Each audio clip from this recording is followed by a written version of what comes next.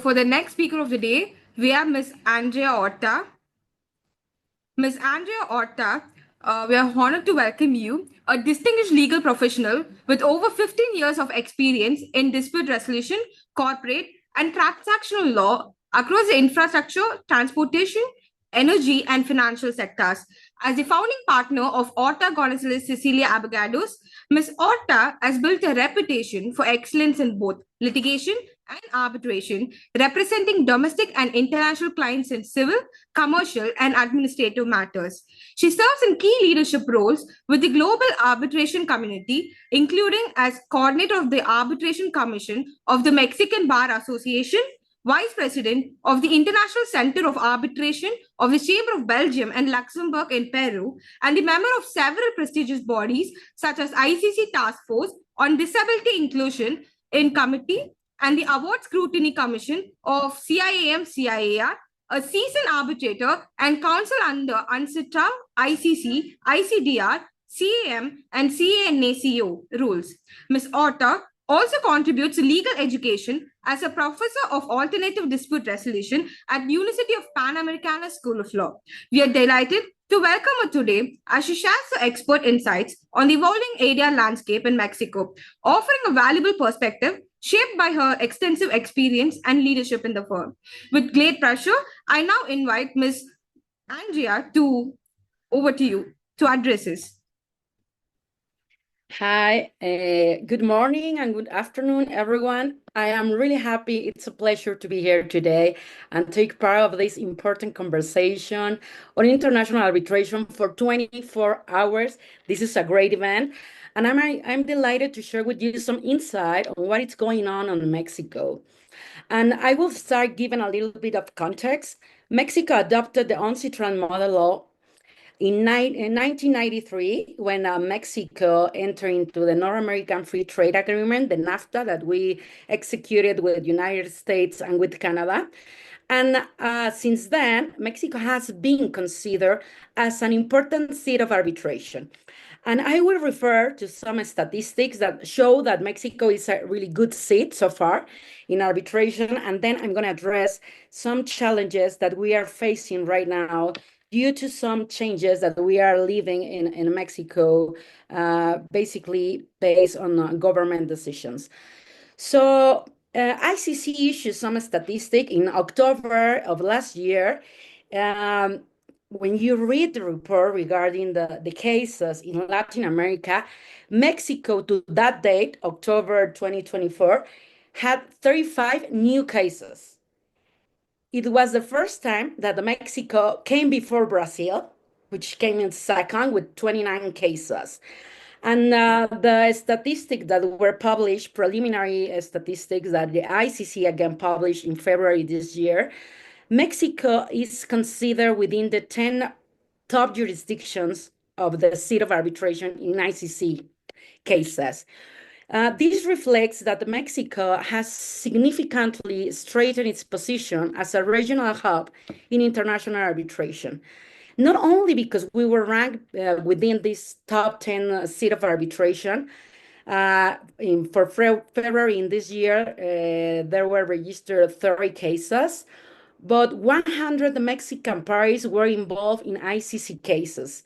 So we can see that in Mexico, we really use arbitration, although I have a personal critic to the way it is used, because we don't use arbitration as we should be using it.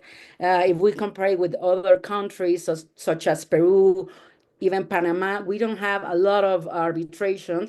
And also considering the country that we are in, the position we have in North America.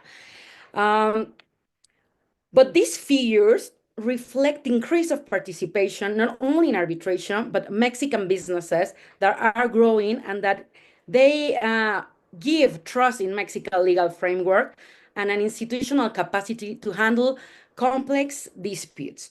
And in Mexico, we do not distinguish between national or international arbitration. The model law that is embedded in our commercial code regulates arbitration, both national and international, in the same way. So I think this is also something important because in Mexico, the practice in arbitration basically reflects the international practice of arbitration, and most practitioners in arbitrations in Mexico have a lot of experience also in international arbitrations. And I think one key point at this part, let's say, of Mexico being an important seat of arbitration, not only for Latin America but also for the world, is that we have had since the adoption of the mother law the support of the judicial branch. Our judiciary has over time become a more arbitration friendly with several court decisions reinforcing the principle of minimal judicial intervention and the enforceability of arbitral awards, which obviously is something that the users of arbitration, which is the companies doing business in Mexico, are really interested in that. And also, Mexico has several respected arbitration institutions, such as Canaco, which is the Chamber of Commerce of Mexico City. This chamber has its own center, which is the Mediation and Arbitration Center. And we also have another institution, which is the Centro de Arbitraje de México, the CAM. And this institution play a really important role in both domestic and cross-border disputes. And I will also refer to the statistics of ICC for 2024, because during that year, ICC registered 152 new cases that were administered under the expedite procedures provisions. And I want to take a minute here and to talk about this topic, because I believe it is important for you to know that the Center of Mediation and Arbitration of the Chamber of Commerce of Mexico City, that we call it Canaco, I think it was one of the first institutions in the world that issued the rules for expedite procedures or for small claims. And this was before 2013. And since the date of the issuance of these specific rules for expedite procedure and small claims, we have seen an increase of the use of these rules over the time. And the rules were issued for two main reasons. The first one was to address a need expressed by the chamber's members who require disputes to be solved quickly. For example, in Canaco, we have registered some cases that were solved within 60 days, which is it's a lot. You have a ruling around 3 months. And it has special features, the rules. For example, the rules of the expedite procedures in Canaco states that the award doesn't need to contain the reasoning for the decision of the arbitral tribunal. Of course, there has to be a reasoning behind the decision, but you don't need to have the whole topic addressed in the award. And the other distinctive feature that the rules wanted to cover, and I think this is a really good one for young practitioners, it was an initiative also to help young lawyers to have their first case so they can have their first designation in this type of procedures. So I think this initiative that in Mexico has been implemented for a really long time right now helps to solve cases efficiently, because it also contributes to the professional development of the next generation of arbitration practitioners.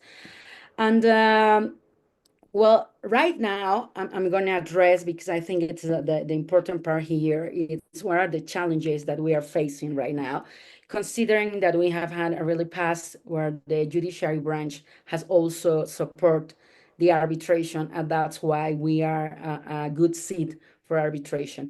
And I'm going to address two important changes that we are going to see how they can impact arbitration and what is the landscape that we're expecting due to these specific changes. And well, the first one, and maybe you all know about it, the Mexican judicial reform that signed into law in September of last year by our president, it implies an institutional amendment affecting the judiciary. So this judicial reform entails some structural changes, reorganizing the Supreme Court, I'm not going to address these changes, but I'm only address the changes that I think will impact or may impact arbitration. And I think that one of the important aspects of this reform is the elimination of judicial career requirement and the selection of judges via vote in a popular election. And this will be an implementation, a change that will happen not only but at federal level, but eventually that will happen also in a local level. And with this reform and with the impact that it may have in the new type of judges that will come to the judiciary, maybe people that do not have a lot of experience, not only in arbitration, but general experience talking about the law. So there's a concern regarding what will happen with the criteria and the precedents that we have already to this date in connection to the arbitration, but a good expectation that we have derived from this reform is that we believe that the judicial reform may increase a move to arbitration, specifically in commercial arbitration, because parties are afraid of the uncertainty that have turned into international arbitration as a mechanism to evade the uncertainties of the courts. So people that have their cases before the new judicial branch may seek another type of resolution, dispute resolution, such as arbitration and also mediation dispute boards. But we cannot say this is something that we need to celebrate because we believe there's another type of uncertainty in this regard because commercial arbitration is not the ultimate resolution. Arbitration and a well-functioning judiciary work hand in hand. So the judiciary plays a crucial role in supporting arbitration by assisting with the tribunal constitution, granting provisional relief when requested by a party, and I think most critically, facilitating the enforcement of arbitral awards. So this is the case that we are facing right now because there is some uncertainty on how the new judiciary is going to work and if the good rulings and precedents that exist to this date in connection to the arbitration will remain. Actually, the judiciary has given a really good support to the arbitration, not granting anti-arbitration injunctions that were somehow the application for such type of measures increased in the last years, and the judiciary has stopped this practice. But let's see how it's going to work when we have the new judges. And the other challenge that we are facing is that in January of last year was published the General Law on Alternative Dispute Resolution Mechanism. And this is a federal law. Before this law, each state has its own legislation on mediation. And this law recognizes some ADR, some alternative dispute resolution, such as negotiation, mediation, conciliation, and arbitration. We still don't have the complete regulation and guidelines for this law. They haven't been issued yet, but so there's some uncertainty in this regard also. And we are seeing how this law will apply in the practice. But there are some concerns regarding this specific law because, for example, one disposition contained in this General Law of Alternative Dispute Resolution Mechanism is that the requirement for being a facilitator, that's how the law identifies a mediator or a conciliator, it states that the person acting as a mediator need to be Mexican. So this is not a requirement that we have, for example, in Canaco. I am the former director of the Center of the Mediation and Arbitration of Canaco, and we do not have this type of requirements because actually we do international mediations and we also do international arbitration. So we are really on some uncertainty and we are skeptical on how the new judiciary is going to act. But well, so far, I believe that we, in a general landscape, we are a good seat in arbitration. We have really good arbitration practitioners. We have the support of the universities, and I think it's very, very important for the for the kids and for young students and young practitioners to be prepared and to cover the arbitration. I have seen during my practice how the arbitration landscape has changed. I heard the previous talk, and I like that Nepal is gonna go green. And actually, in Mexico, we adopt a lot of these initiatives as the pledge to have diversity, gender diversity. We also have, I was the only Mexican member of the task force for inclusion in disability. And there are many efforts that have been carried out in Mexico that are trying to increase the arbitration sector in Mexico. We have specific sectors that normally uses arbitration, oil and gas and energy. And normally it's because of the companies that do business in Mexico. For the government enterprises such as Pemex, the oil company, and electricity, they are users of arbitration. But what we believe is that arbitration can also be a good way or to implement this type of solution for all the companies. But however, we have done a good effort in this regard. I think we need to improve and reinforce the knowledge of this type of ADRs, because what we need is a fast decision on disputes. And I think we have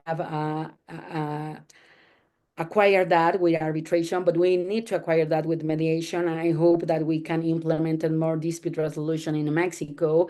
And so far, I think this will be my previous one. I don't know if I was told to finish 5 minutes in advance. I don't know if there are any questions there. Andrea, it's not an issue. You can just further share some valuable points about the Mexican arbitration scenario of another couple of minutes. Yeah, perfect. Well, actually, I think that when I think about Mexico, is that the law, it's very similar to the model law. We only have one amendment that it was done in 2011, I think. And it gives the judiciary a really fast procedure in order to enforce award the setting aside procedure, because it's very important. I think in Mexico we have a really high standard when parties are seeking for setting aside an award. We have good rulings stating what should be understood or interpreted by the judges when they are discussing public order. That you know that public order, as some authors say, it's the unruling hers. And I think we have good resolution in good rulings on that regard. People have respected during these years the competence principle.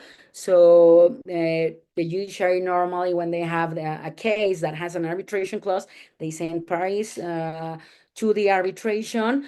And I think we have good rulings also trying to enforce the spirit of the arbitration agreement. When the parties agree to arbitration, what they want is to have a solution to the dispute in a really effective way, but in a procedure in which you have all the right and the whole opportunity to really present the case. And when you search the precedents that we have in arbitration, you can tell that the judiciary actually honors the spirit of the New York Convention. Mexico was signed the New York Convention, and we are a sophisticated hub.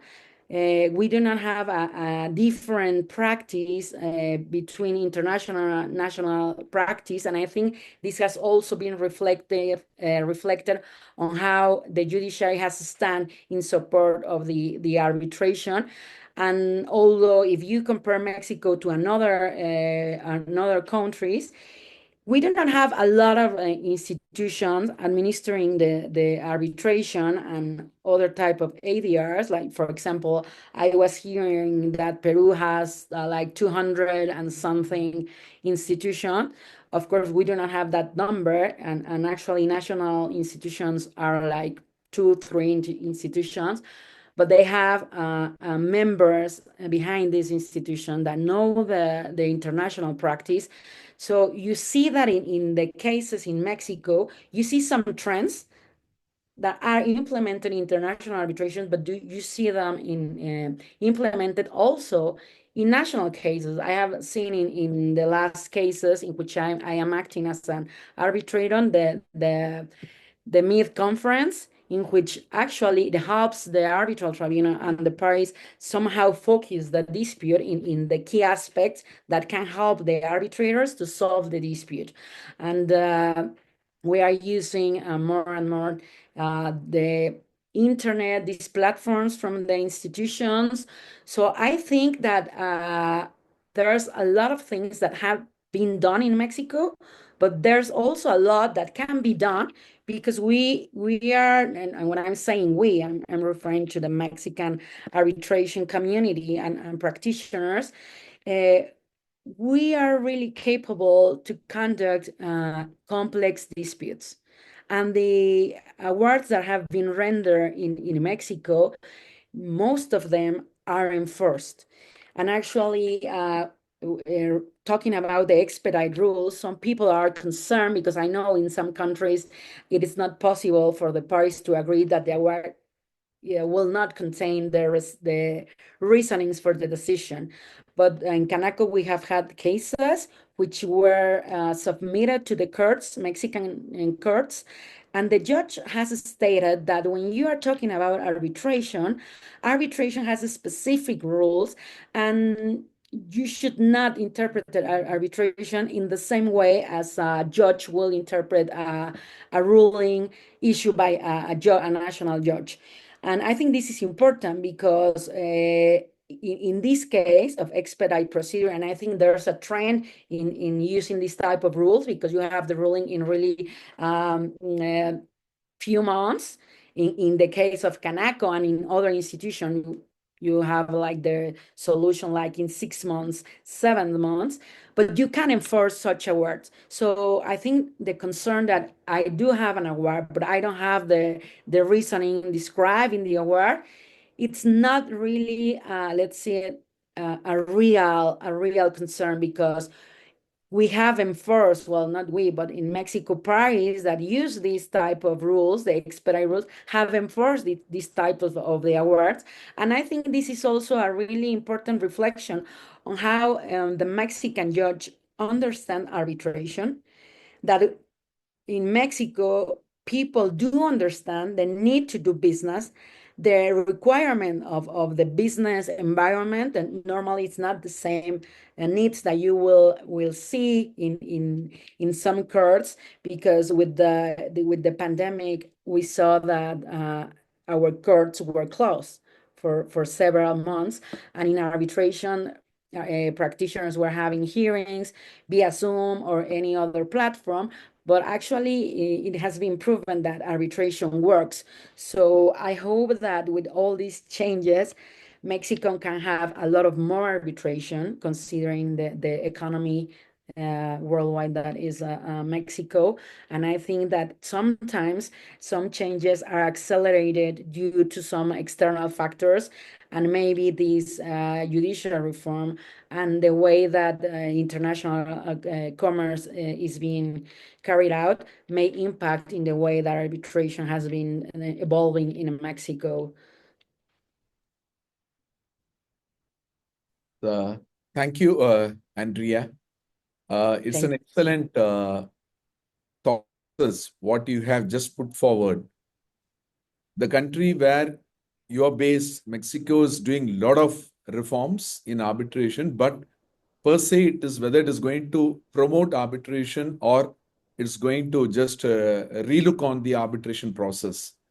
No doubt, amid concerns about these Mexicans' judicial reform, what you highlighted and the perspective of a former director of an arbitration institution, arbitration stands as the powerful alternative, whether it is going to be Mexico or any global South countries or global North countries.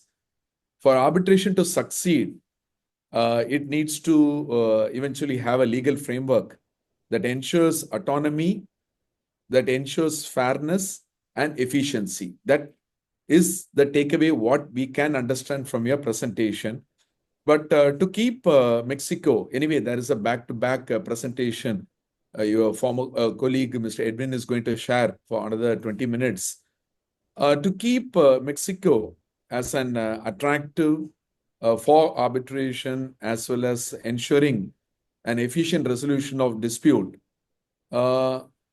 we have to focus not only on institutional framework that is going to avoid over-regulation and strengthening arbitration institutions, whether in Mexico or the partnering countries.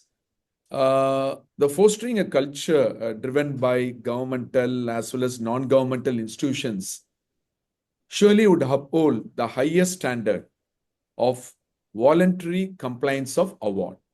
All set together as an arbitration practitioner and being part of several arbitration institutions, ensuring autonomy, fairness, efficiency, as well as compliance of award. That is the expectation of the parties. And despite these challenges, at this juncture, representing a very, very significant country, Mexico, this situation is going to give us an invaluable opportunity to rethink arbitration in the Global South. That is the outcome of your excellent presentation. Thank you, Andrea, for accepting within a short notice. We are just behind you for a week, more than a week. And we are very happy that even though it's quite late in Mexico, you just wanted to share your thought on the growth of arbitration. And at this point, being a former official of an arbitration institution and now a practitioner, we are very keen to make this arbitration in Global South to be a 24/7 affair. We are available. We all have to be available so that the judiciary is going to support us. The court system is going to be with us. The reforms also would go along with this. And as an alliance of all the Global South ADR practitioners, academicians, academic bodies, as well as institutions, we can facilitate. That has to be the theme of this gathering. We have just making it as a trial. Anyway, this is a trial, and we need your support in a long-term basis so that it is going to be a win-win situation for all the stakeholders. Thank you. Thank you, Andrea. And any further questions comes, it will be shared with you. Thank you. Bye. Have a nice weekend.